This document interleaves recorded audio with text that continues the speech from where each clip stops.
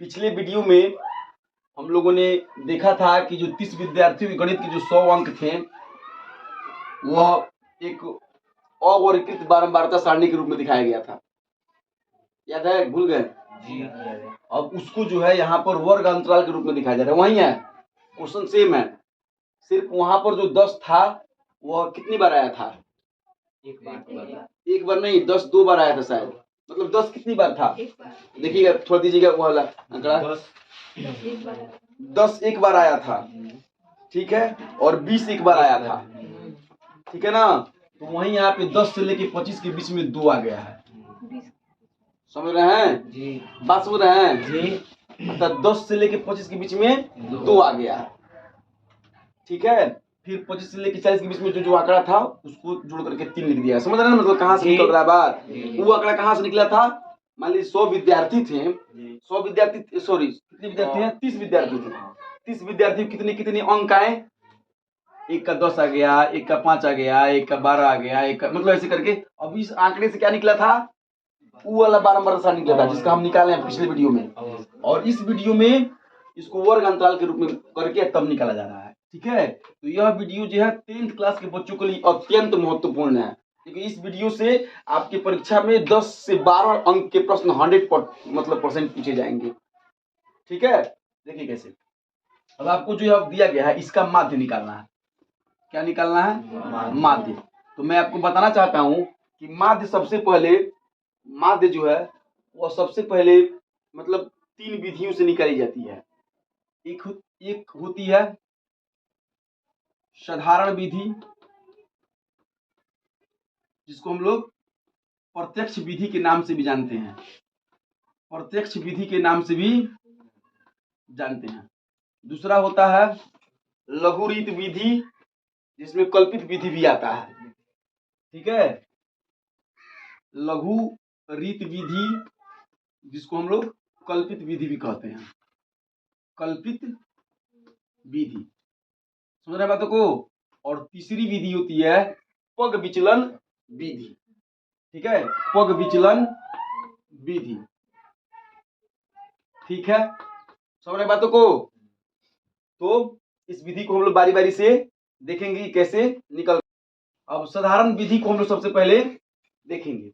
तो फिलहाल इन दोनों विधियों को क्या किया जाए कि मतलब मिटा दिया जाए, क्योंकि जगह की कमी होगी। प्रत्यक्ष विधि अर्थात साधारण विधि की हम देखेंगे बात। साधारण विधि को देखने के लिए सबसे पहले हमको निकालना पड़ेगा वर्ग चिन्ह। क्या निकालना पड़ेगा? वर्ग चिन्ह। तो यह वर्ग चिन्ह यह कुछ नहीं है, यह वही है जो इसकी पहले वाले मतलब क्या है कि उदाहरण में आपने देखा था। देखिए कैसे। 10 और 25 को जोड़िए, कितना हो जाएगा? 35। 35 में 2 को से भाग कीजिए, कितना आ जाएगा? 17.5। अर्थात यहाँ पे एक फार्मूला आपको प्राप्त हुआ, वर्ग चिन्ह बराबर निम्न वर्ग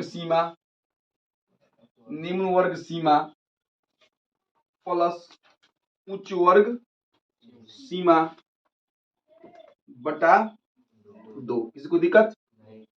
10 + 25 बटा 2 17.5।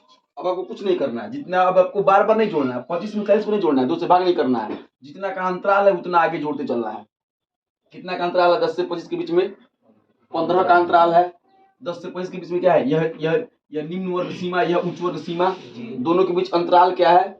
15। वह अंतराल क्या कहलाता है? परिसर। क्या कहलाता है? परिसर। याद रखिएगा, रेंज जो आपको हम पहले ही बताए हैं। सांख्यिकी के मतलब भाग 1, भाग 2, भाग 3, भाग 4 में हमने इतने सुंदर तरीके से व्याख्यान किया है कि आपको सांख्यिकी आपके दिल और दिमाग में बैठ गया होगा बिल्कुल, अगर आप समझे होंगे तो। अगर नहीं बैठा है तो फिर से देखिए, फिर से वीडियो को देखिए, समझ में आ जाएगा आपको। 10 से 15 के बीच में जो 10 से 25 के बीच में जो मात्राएं हैं उसको क्या बोली जाएगी? रेंज, परिसर, ठीक है। इसको वर्ग अंतराल भी कहा जाएगा। यहाँ पर परिसर अवर्गीकृत बारंबारता सारणी में था, लेकिन यहाँ पर रेंज कहलाता है, यहाँ पर वर्ग अंतराल कहलाता है, ठीक है। समझ रहे बातों को? तो 15, अब 15 आपको जोड़ते चलना है। 15 में 17.5 जोड़िएगा, कितना आएगा?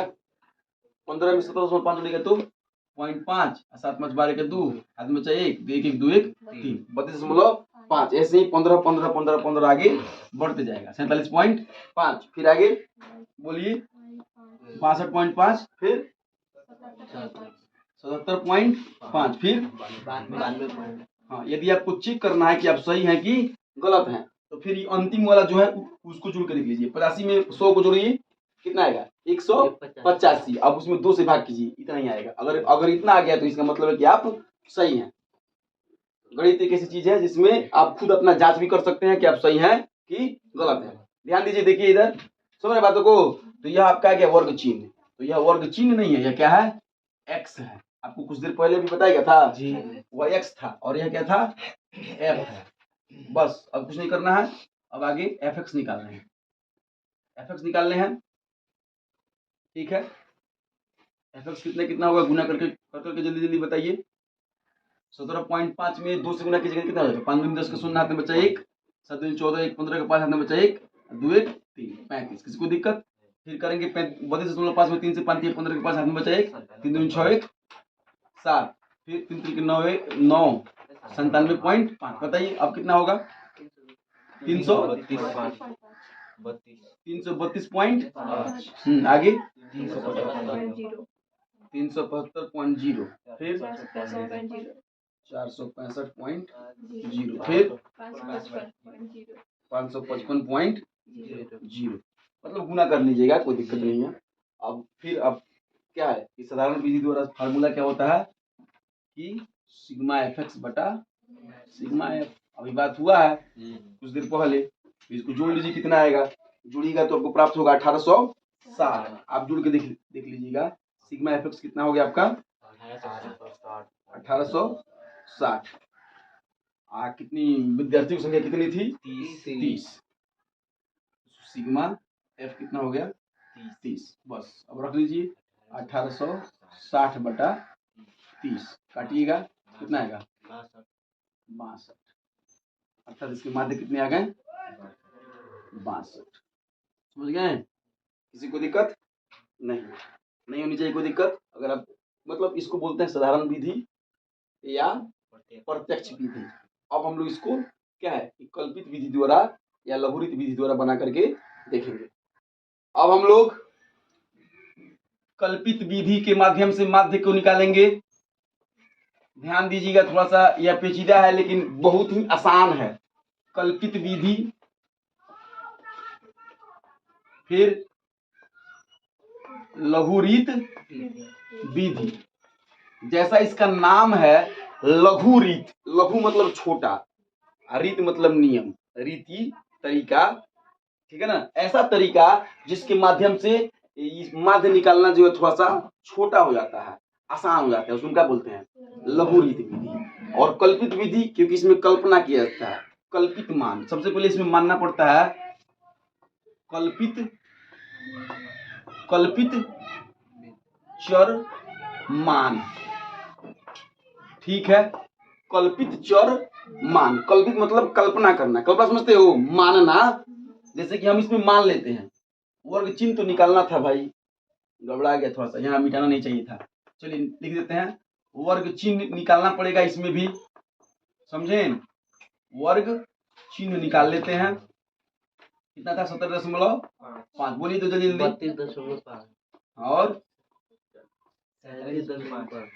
गलत मत बोल दीजिएगा, फिर हंसिए मत, काम कीजिए। हाँ ठीक है, ठीक है, चलिए हो गया। अब आप कल्पित चर मान में से कोई एक मान को माध्य मान लिया जाए, मतलब बीच वाला पॉइंट मान लिया जाए। सबसे बीच वाला पॉइंट कौन है इसमें, 2 इधर है, 2 मतलब 3 है। इस 37.5 को 37.5 को यानी तो 62.5 को, दोनों में से किसी एक को आप कल्पित मान सकते हैं।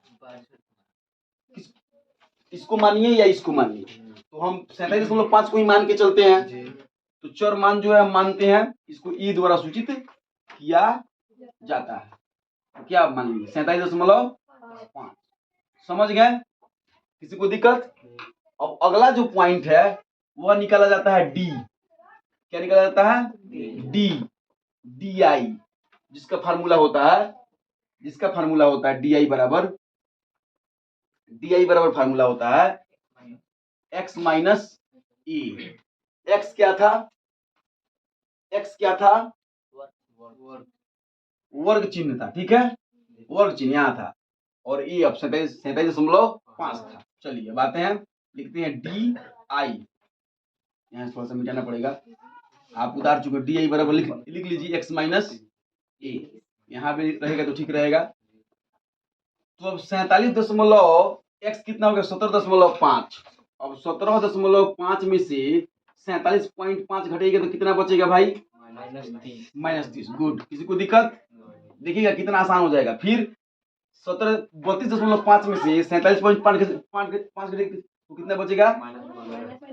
-15। गुड, फिर 0, फिर 15, फिर 30 होगा, फिर किसी को दिक्कत नहीं? अब डी आई निकल गया आपका। अब आपको कुछ नहीं करना है, अब बस जो आप काम पहले किए थे इसको मिटा दे रहे हैं, आप समझ जाइए, क्योंकि अभी तालिका बढ़ेगी थोड़ी। तो अब आपको यह जो निकला, अब एफ से अब आपको निकालना है एफ डी आई। तो क्या हो जाएगा? गुना कर दीजिए, 30 से गुना कीजिए 2 में, -60, 15 से गुना कीजिए 3 में, 0 से गुना कीजिए 7 में, 0, 15 6 में गुना दिए, फिर 30 से, फिर 45 से 200। गुड, अब जो है अब इसको जोड़िएगा तो क्या होगा? माइनस वाला एक में जुड़ जाएगा, अब प्लस वाला एक में जुड़ जाएगा, प्लस में से माइनस घट जाएगा, तो कितना बच जाएगा? 400। तो ये तो डायरेक्ट आप लोग मतलब कर लिए, लेकिन जोड़ के इन तीनों को जोड़ करके तब इन दोनों को घटा दिया जाएगा, तो इतना मान आपका आ जाएगा। तो अब आपका माध्य बराबर कितना हुआ? तो अब लिखेंगे कल्पित माध्य। क्या लिखेंगे? कल्पित माध्य बराबर कितना हुआ? फार्मूला इसका कल्पित माध्य बराबर मालूम है? नहीं मालूम है? A plus sigma F D I बटा सिग्मा एफ। ये कितना माने थे आप? 47 आई एफ डी आई कितना आ गया आपका? 400। किसी को दिक्कत? बटा 30। अब भाग कीजिए आराम से, 47.5 काट दीजिए पहले, अगर कट रहा हो तो। 5 3 8 4 12, 3 से ही काटते हैं, 10 तिया 30, या कितना हो जाएगा? 3 एकम 3 और 4 तिहाई 12, और फिर 5, तो ये 10 0 है तो 14.5 हो जाएगा। समझ रहे हैं बात? ये बात समझ यार, 10 से भाग करने पर भी आ जाएगा, यानी तो एक 0 होता है तो 0.1 बढ़ जाता है, आप पहले से जानते होंगे। अब दोनों जुड़ेगा तो 5 5 0 7 4 11 1 12, फिर 4 1 5 1 6, 62 आंसर आ गया। प्रत्यक्ष विधि से अब बनाए थे तो कितना आया था? 62। कल्पित विधि से बनाए तो कितना आ गया? 200। अब देखिए, प्रत्यक्ष विधि में जो आपको कैलकुलेशन करना था, गुना भाग, जो गुना करना था या भाग करना था, उससे आसान यह है कि नहीं है? तो अब यहाँ पे संख्यांकी की जो मतलब परिभाषा है कि संख्यांकी क्या करती है? मतलब कठिन कैलकुलेशन को आसान कर देती है, तो साबित हो रही है। जैसा इसका कार्य है वैसा इसका कार्य, मतलब वैसा इसका काम यहाँ पे देख रहे हैं। अब आप जो पग विचलन विधि देखिएगा ना, तो पग विचलन इससे भी आसान हो जाएगा। ठीक है, अब आपको उतारना हो तो उतार लीजिए, फिर हम लोग पग विचलन विधि को देखेंगे। फिर समझाना पड़ेगा। देखिए एक बार और देख लीजिए। सबसे पहले क्या कीजिए, जब कल्पित विधि आपको बनाना हो तो कुछ नहीं करना है, इतना तो आपको दिया रहेगा क्वेश्चन में।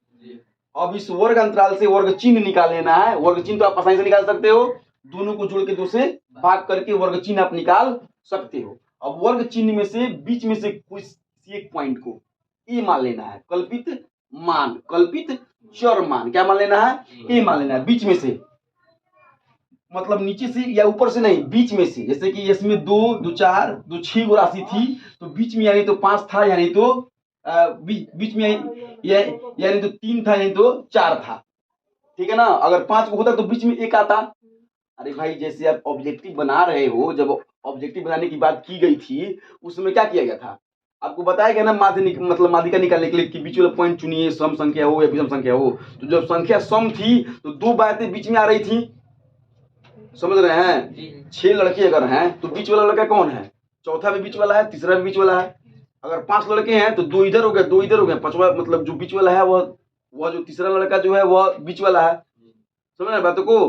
तो इस तरीके से इसको समझाएगा। अगर 6 पॉइंट है तो 2 इधर छट गया 2 इधर छट गया 2 बीच में बच गया, तो इसको मानो यानी तो इसको मानो। अगर हम 62.5 भी मान के चलते हैं फिर भी आंकड़ा थोड़ा सा यह वाला आंकड़ा अलग आता, ये वाला आंकड़ा अलग आता, लेकिन आंसर सेम आता। समझ रहे हैं बात को। यहाँ पे ई की जगह पे 62.5 रखा जाता। तो इस तरीके से आप ए निकाल लीजिए और ए रख के डी का मान निकाल लिया, डी से गुना करके तब इसको ई वाला फार्मूला याद रखिए, ई वाला फार्मूला याद रखिए। साधारण माध्य का फार्मूला होता है सिग्मा एफ एक्स बटा सिग्मा एफ, और कल्पित माध्य का फार्मूला होता है ए प्लस एफ डी बटा सिग्मा एफ। किसी को दिक्कत? तो अब हम लोग क्या करेंगे कि पग विचलन विधि को देखेंगे। अब पग विचलन विधि जिसका नाम है, ठीक है ना, इसके विषय में बात करते हैं। तो इसमें आपको यहां तक तो यही काम करना था, डी तक जो आप कल्पित माध्यम में काम किए थे वही काम आपको करना है। ठीक है, समझ रहे हैं बात को। अब यहां से आपको निकालना पड़ेगा एक यू आई बराबर फार्मूला होता है आपका, जो आप डी निकाले हैं, ठीक है ना। डी में आप क्या करें, डी में आप एच से भाग करें। अब आप यह सोच रहे हैं कि एच क्या है, सोच रहे हैं। चलिए तब देखिए, तो यहाँ यू आई डी बटा एच। मैं बातों को दोबारा तिबारा बोल रहा हूं कि आपको समझ में आए और आपके दिमाग में जाके बातें बैठे। ठीक है, यू आई बराबर डी आई बता एच। तो डी आई आपका -30 है ना, और एच आपका क्या है, तो एच आपका जो वर्ग अंतराल है उसी को हम एच बोलते हैं। ठीक है, वर्ग अंतराल कितने का है, 15 का। तो 15 में 30 से भाग कीजिएगा, 15 से 30 में भाग कीजिएगा तो कितना आएगा, -2। अगर मैं यहाँ पे डायरेक्ट -2 लिख दूं तो किसी कोई दिक्कत आ रहा समझ में। 15 में 15 से भाग करूं तो कोई दिक्कत, 15 से मैं 0 में भाग करूं कोई दिक्कत, 15 से 15 में भाग करूं कोई दिक्कत, 15 से 30 में भाग करूं कोई दिक्कत, 15 से 45 में भाग करूं कोई दिक्कत। अब आपका क्या निकल गया, यू आई। अब जो है यू आई के जगह पर अब यहां अब हम लिखेंगे सिग्मा नहीं, सिर्फ एफ आई यू आई। समझ रहे हैं बात को, बोलिए आ रहा है समझ में जी। तो अब -2 से गुना कीजिए 2 में तो कितना आ जाएगा, -1 से गुना कीजिए 3 में -3, फिर 0 से गुना कीजिए 1 से गुना कीजिए 2 से गुना कीजिए 3 से गुना कीजिए। अब जोड़िए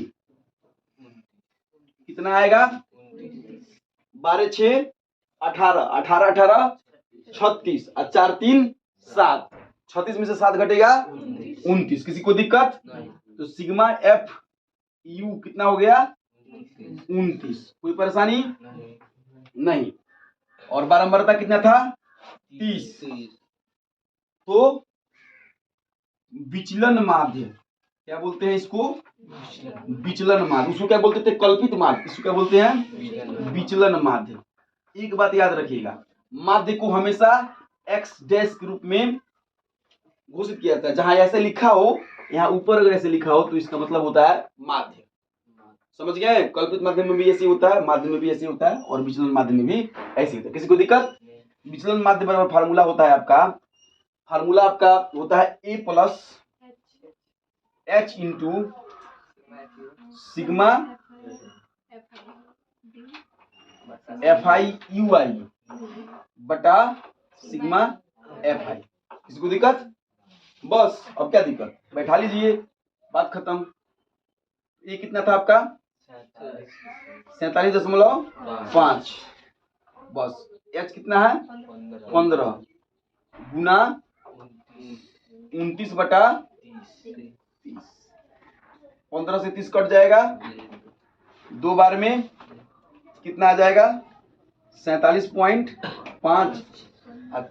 30 में 2 से भाग कीजिएगा तो कितना आएगा 1, 4 दूनी 8.5 अर्थात 47.5 और 14.5 मतलब 62।